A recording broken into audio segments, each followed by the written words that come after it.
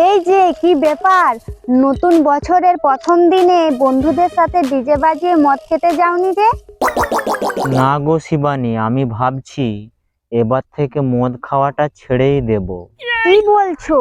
আজকের দিনেও তুমি মদ খাবে না? হ্যাঁ গো, সত্যি এবার আমি মদ খাওয়াটা ছেড়েই দেব। একটু ভেবে দেখো, যখন পুজোর ভাসান হয় তোমার সাথে কে থাকে?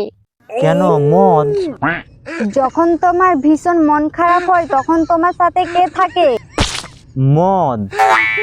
যখন আমি ঝগড়া করে বাপের বাড়ি চলে যাই তখন তোমার পাশে কে থাকে? অবশ্যই মদ থাকে। আর যখন পরিবারের লোক তোমাকে ছেড়ে দিয়ে চলে গিয়েছিল তখন তোমার পাশে কে ছিল?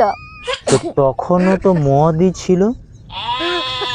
এবার তুমি ভেবে দেখো, সুখে দুঃখে সবসময় তোমার সাথে কে থাকে? হ্যাঁ, মদই তো থাকে। তবেই বোঝো। হে প্রভু, আমি কাকে ছেড়ে দেওয়ার কথা ভাবছিলাম। যাই, বন্ধুদের সাথে মদটাই বরং খেয়ে আসি। কিছু বলেছে তোমার?